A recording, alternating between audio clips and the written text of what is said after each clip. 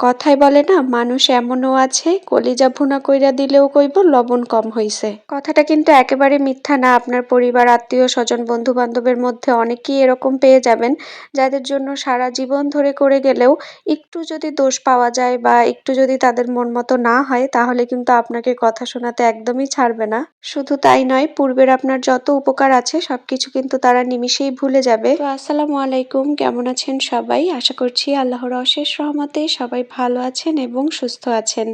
আমার জীবন থেকে চলে গেল আরও একটি দিন, সেই দিনটির কিছু অংশ আপনাদের সাথে শেয়ার করতে আমি চলে এসেছি। বিসমিল্লাহ করে সকালবেলা চুলোটা ধরিয়ে নিয়েছি।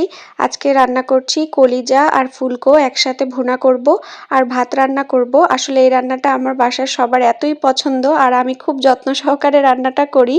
তো আমি জানি এই রান্নাটা হলে আর অন্য কিছুই কেউ খাবে না, তাই আর কোনো সবজি বা কিছুই ভাজি করব না, শুধু এই কলিজা ভুনাটাই করছি।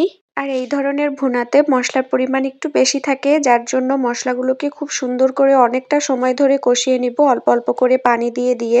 আর এখানে কলিজা আর ফুলকো দুইটা সিদ্ধ করে ছোট ছোট পিস করে কেটে নেওয়া হয়েছে। সাথে থাকবে একটু পরিমাণ আলু, এই রান্নাতে আলু দিলেও বেশ ভালো লাগে। তো এই যে এবার আলু আর সেই কলিজাগুলো একসাথে দিয়ে এবার কষানো শুরু করব। এখানে তো কোনো ঝোলের পানি বেশি একটা যাবে না, মানে না দিতে পারলে ভালো হয়, তারপরে দিলেও অল্প অল্প করে পানি দিতে হবে আর সুন্দর করে কষিয়ে কষিয়ে নিতে হবে। এই কলিজা ভুনাটা আপনি যদি সুন্দর করে রান্না করতে পারেন, তাহলে ওই যে বললাম, আজকে আমি জানি অন্য যাই রান্না করি না কেন তারা কেউ খাবে না, এমনকি মাংস রান্না করলেও সেটা থেকে যাবে, কারণ এইটা সবার এতই পছন্দ। আবার যদি আপনি ঠিকভাবে রান্না করতে না পারেন, তাহলে কিন্তু খুব বাজে একটা গন্ধ আসে, আপনার খেতে মোটেও ভালো লাগবে না। তো যাই হোক, এবার আমি খুব সুন্দর করে অল্প অল্প করে পানি দিচ্ছি আর কষিয়ে নিচ্ছি। এই যে ফাইনাল কাজটা, এটা কিন্তু আপনাকে করতেই হবে।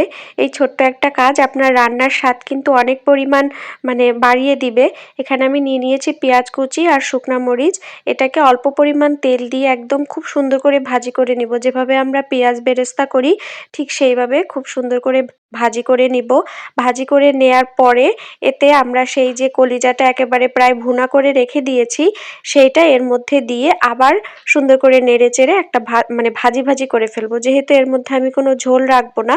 এই তো একদম টেস্টি টেস্টি কলিজা ভুনা কিন্তু রেডি। আজকে আর কিছুই রান্না করার নেই, কিন্তু এই একটা রান্না করতে কিন্তু আমার আজকে অনেক সময় লেগে গিয়েছে। ওই যে বলেছিলাম খুব যত্ন সহকারে আমি এই রান্নাটা করি।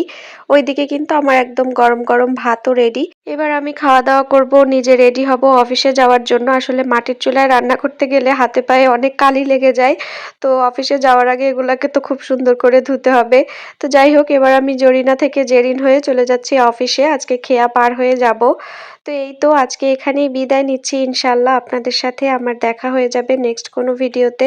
আপনারা সবাই খুব ভালো থাকবেন, সাবধানে থাকবেন আর আমার জন্য দোয়া করবেন। আল্লাহ হাফেজ।